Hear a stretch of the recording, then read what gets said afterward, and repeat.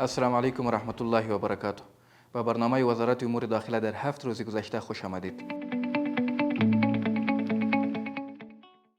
سرپرست وزارت امور داخله با فریدون سنرلی اغلو هماهنگ کننده ویژه سازمان ملل متحد دیدار نمود.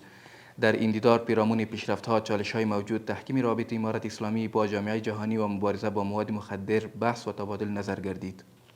پلیس سرحدی بندر حیرتان یک تن را که به طور ماهرانه در دبه هوا عقب موتر کلان 14.235 کیلوگرم طلا را جابجا نموده بود و می‌خواست به کشور ازبکستان انتقال دهد بازداشت کردند.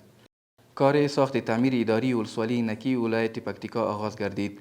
در مراسم افتتاح این پروژه الحاج مولی شریف الله الهام رئیس تعمیرات وزارت امور داخله، شخصیت روحانی خلیفه عبدالحی، مولی حذیفه رئیس اطلاعات و فرهنگ ولایت پکتیکا و سایر منصوبین اشتراک ورزیده بودند. کار ساخت تعمیر متذکره به ارزش 22 میلیون افغانی در 3 منزل با یک چاه آب از طریق داوطلبی به یک شرکت داخلی سپرده شده و قرار است طی مدت 6 ماه تکمیل گردد. مفتی عبدالمتین قانع سخنگوی وزارت امور داخله از دستاوردهای وزارت امور داخله طی کنفرانس خبری در مرکز اطلاعات و رسانه‌های حکومت به رسانه‌های داخلی و خارجی معلومات ارائه نمود. در این کنفرانس معلومات در ارتباط به دستاوردهای وزارت امور داخله در بخش‌های مبارزه با جرایم جنایی، مبارزه با مواد مخدر، جمع‌آوری معتادین و مداوای آنان، آموزش و مسلکی سازی پلیس و سایر فعالیت‌های قوای پلیس در مرکز و ولایت به رسانه‌ها شریک شد. سنگ تهداب تعمیر اداری ولسوالی اندر ولایت غزنی گذاشته شد. در مراسم تهدابگذاری تعمیر اداری آن ولسوالی الحاج محمد امین عمری ولی غزنی، الحاج مولی شریف الله الهام رئیس تعمیرات وزارت امور داخله و سایر منصوبین اشتراک داشتند. قرارداد اعمار ساختمان اداری مذکور نزدیک به 19 میلیون افغانی طی داوطلبی آزاد به یک شرکت داخلی سپرده شده است.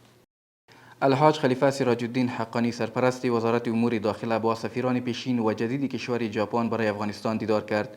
در این دیدار جانب ژاپن روی همکاری‌های بیشتری بشردوستانه به مردم افغانستان تاکید کرد. سفیر ژاپن همچنین در مورد حادثه اخیر در ولایت هرات مراتب تسلیت خود را به سرپرست وزارت امور داخله ابراز کرده و از آمادگی کشورش مبنی بر کمک‌های فوری اطمینان داد. تعلیم و تربیت سربازان در قالب قطاعات خاص پلیس وزارت امور داخله به شکل معیاری و مسلکی به پیش می رود. اخیراً 110 تن از سربازان پس از سپری نمودن دوره 3 ماهه فارغ گردیده و آماده خدمت عملی گردیدند. این بود دستاوردهای 7 روز وزارت امور داخله. تا برنامه بعدی شما را به خداوند یکتا می‌سپارم.